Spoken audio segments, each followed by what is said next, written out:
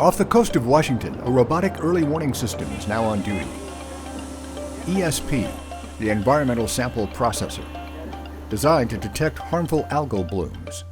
Harmful algal blooms, or HABs as we call them, are caused by different phytoplankton species, algal species like diatoms or other organisms that produce a toxin that can make people sick, and if people have enough of it, it can kill them. The ESP is deployed near the Juan de Fuca eddy, in the path of harmful blooms headed for the Washington coast. Through the ingenuity of people from NOAA and the University of Washington, we now have this robotic instrument that's actually in the coastal ocean off of La Push on one of the NANOOS moorings that is measuring the species of phytoplankton and the toxicity of those organisms and relaying that back in near real time. Transporting water samples from miles out at sea back to labs on shore for analysis could take a day or longer. The ESP provides crucial data in a matter of minutes. You know, it's a laboratory in a can, essentially. The Environmental Sample Processor is an automated laboratory able to detect microorganisms in real time.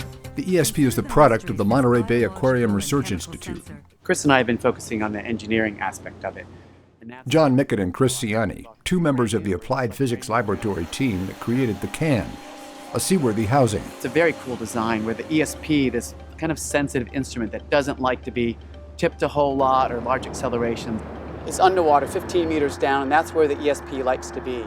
Also required battery power to last for weeks at a time. The actual equipment has motor arms that are moving instrument parts around. There's high definition cameras, so it requires quite a bit of power. And a reliable way for ESP to phone the data home. We have this cable that extends up to the surface, and there's a small little buoy at the surface that has two modems in it, cell modems. And that's where we're able to communicate through those modems offshore down to the ESP 24/7 for the whole deployment. We're able to talk to the ESP, and it's sending us emails regularly telling us what it's doing. ESP early warnings of harmful algal blooms and toxins should help regulators time shellfish harvests and closures. The ESP data will give us an opportunity not only to pay closer attention to the sampling we're doing.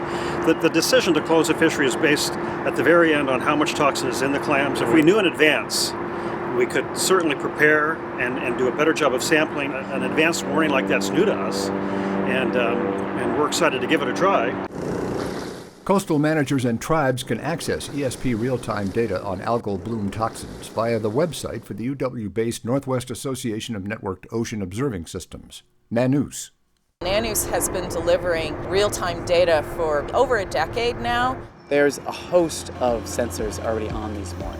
Data like temperature, salinity, oxygen. We can get all these parameters that can then tell us about what's the factors that influence these blooms, and also allows that prediction. If we know which way the currents are going, we can say, okay, we're detecting a bloom now, the currents are from the northwest, it looks like this bloom is going to move on shore in a few days. So that's the power of integrating it with the existing NEMO mooring. Harmful algal blooms, that's usually something that people have had to do at the shore. So this is absolutely groundbreaking. Science at work for you. This is APL, the Applied Physics Laboratory at the University of Washington in Seattle.